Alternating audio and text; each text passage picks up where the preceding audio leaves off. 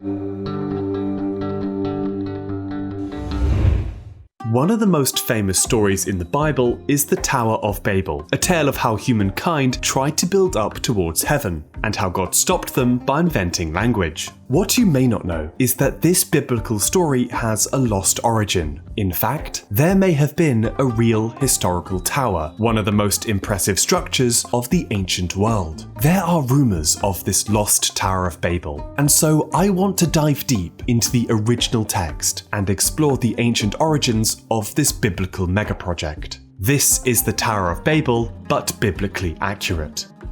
The Tower of Babel story comes from the first book of the Bible, the book of Genesis. It includes many of the Bible's greatest hits, from the creation of the universe to Noah's Ark. And something I love about Genesis is just how troublesome the newly created humans are for God, from eating the forbidden fruit in the Garden of Eden to forcing God to hard reset with a cataclysmic flood. Forsake around and find out. Despite God's many divine interventions, the pesky humans keep on scheming, and it's not long until they've hatched another master plan. Step 1. Build a tower. Step 2. Make it big. Step 3. Je ergozomeni menuines glosses. Wait. What? You see, God has a trick up his sleeve. No one can just waltz into heaven uninvited. He's about to give the humans something to really talk about. The rest of this story takes place in Genesis 11, and it's actually surprisingly short. In the spirit of being biblically accurate, let me read it out for you, so you know exactly what happens next.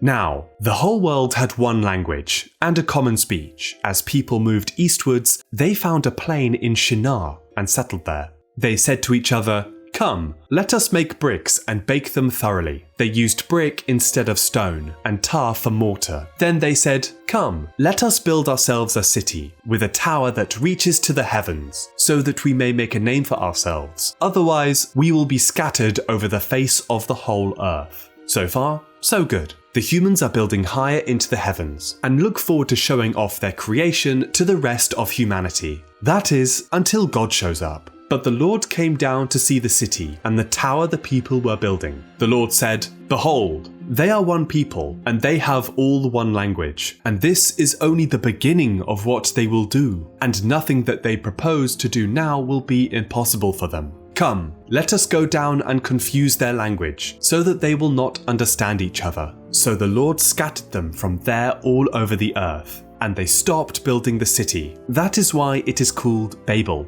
because the Lord confused the language of the whole world. From there, the Lord scattered them over the face of the whole earth. Due to the sudden language barrier, the building project is thrown into chaos. Eventually, the project falls apart, and the builders down their tools and spread across the earth. From that moment on, the Bible tells us that humanity would never be unified ever again. But, more importantly, they would never threaten God again either. To this day, we still can't even agree what to call the simple things. Like how these are called trainers, right? For the original language enjoyers, the Bible story ends with a little punchline. In Hebrew, the word Babel means confuse. It also refers to a place name, but more on that later. And this Hebrew word Babel has zero connection to the English word Babel, despite sounding like it should.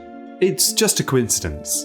The Tower of Babel story is easily one of the most famous in the Bible, and it's inspired countless works of art over the centuries. Perhaps the most iconic depiction of the tower comes from the Dutch artist Peter Bruegel the Elder. Painted in 1563, it's a massive spiraling structure that reaches far into the clouds. It looms over the surrounding buildings, including this tiny castle. Something I love about this painting is that the Tower of Babel is jam-packed with little details. Workers are climbing the tower like ants, hauling great building materials with makeshift pulleys. It's so large that nestled into the sides of the structure are even small villages. At its base, a king and his entourage inspect a crew of groveling builders. The tower dominates the entire canvas, and it's easily the most famous representation of the biblical story. However, if we're searching for the biblically accurate Babel, this image won't do, especially as Bruegel based it off the Colosseum in Rome. Instead, we're going to have to go back in time. Thousands of years ago, in the floodplains of modern-day Iraq, the first complex civilizations emerged. People began developing agriculture, metalworking, and even the art of customer service. One ancient clay tablet is addressed to a merchant named Nasir and accuses him of delivering poor-quality copper and for mistreating a servant. It's one of history's earliest bad reviews, and has sealed Nasir as one of the internet's favourite Bronze Age memes. Anyway, around this time, the people of ancient Mesopotamia began building grand temples known as ziggurats, stepped pyramids made entirely of clay bricks. One of the most famous is the Great Ziggurat of Ur, rising up like a man-made mountain over the flat floodplains. These structures were believed to reach into the heavens themselves. Their peaks were a gateway for the gods, where they could enter and exit the human world as they pleased. But among these ancient towers, one rose among the rest, and that was in a city known as Babylon. Of all the cities in ancient Mesopotamia, Babylon was by far the greatest, with a population reaching up to 200,000 people. At its very centre stood a grand religious complex, home to a towering ziggurat known as the Etemenanki.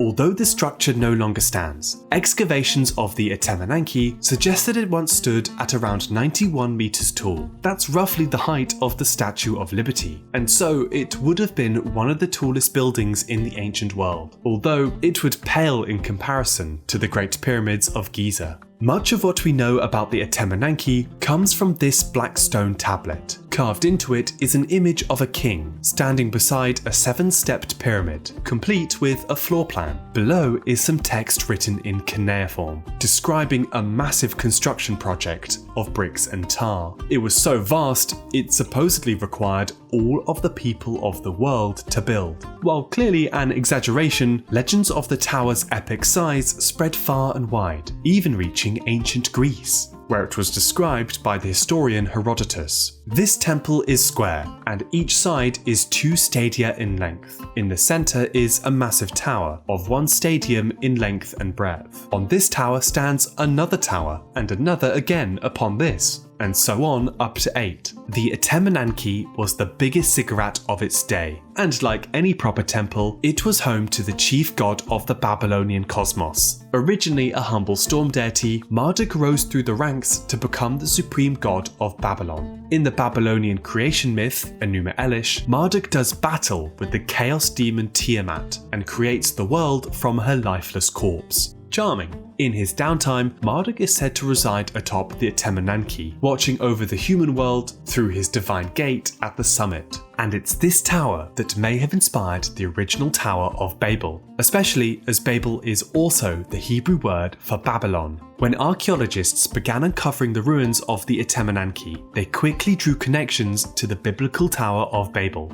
For instance, the Bible specifically notes that the tower was made of brick and tar, a unique detail pointing directly to Mesopotamian buildings, where clay was the most abundant material. And then there's the religious aspect of the tower. As mentioned, these ziggurats were meant to reach heaven, and allowed for the gods to pass into the human realm. But in the Tower of Babel story, it's been reversed. Now it's the humans who are entering the realm of God. They're attempting to disrupt the natural order, and that's why God confuses their speech. Since these discoveries, many scholars have argued that the Tower of Babel was likely inspired by the Etemenanki. But how did this happen? How does a Babylonian temple feature so prominently in the Bible? Well, that has everything to do with when these texts were written, and more importantly, where. By the 6th century BC, the Neo-Babylonian Empire was at its peak. Like many empires, it expanded by conquering neighbouring lands, one of which was the homeland of the Jewish people. In 587 BC, a Babylonian army invaded Jerusalem and took the city's inhabitants back to Babylon. Far from home and surrounded by strange people and even stranger gods, the Jews spent decades in this unfamiliar place, all in the shadow of the towering Etemenanki. During these years, the Jews began writing down their histories, many of which would develop into the Hebrew Hebrew Bible. And it's no coincidence that stories began to emerge about a great tower, one that represented the pride of the Babylonians. The biblical writers appeared to have come into contact with myths that surrounded them, one of which was the story of Enmerkar and the Lord of Aratta. This story features the construction of a great temple and a prayer for all mankind to speak one language in order to praise the god Enlil. It looks like the biblical version flips this story on its head. God divides humankind into many languages to prevent anyone from challenging him. The exile in Babylon was a melting pot of ideas. The result is the story of the Tower of Babel, a legendary structure that blurs the line between history and myth. Of course, this story has long outlived the Etemenanki. The Babylonians were eventually conquered by the Persians, who toppled the city of Babylon and returned the Jews to their homeland. The great ziggurat itself was never rebuilt, and so it's been preserved mostly through ancient writings that would later form part of the Bible. From a quirky tale about the origin of language to the lost ziggurat that may have inspired it. That's the story of the Tower of Babel, but biblically accurate. This building has had a long and surprising history, and if you'd like to learn more, check out the description where I've left my bibliography and a reference to the original story in the Bible. The Tower of Babel is just one example of how many stories from the Bible have deeper roots, especially in the ancient cultures of Mesopotamia. From Noah's Ark to Sodom and Gomorrah, what would you like to see me cover next? In the meantime, have you ever wondered what the most valuable artifact in the Bible is? Of all the biblical relics, the Ark of the Covenant is surely the most destructive. And if the rumours are to be believed, it's still out there, waiting to be discovered. Hey, thanks for watching. I really hope you enjoyed this one. If you like this video and want to see more, why not subscribe? A like and a comment also go a really long way. Let's make this comment section as confusing as possible. If you can speak another language, write it down below. Anyway, I look forward to seeing you next time. Goodbye.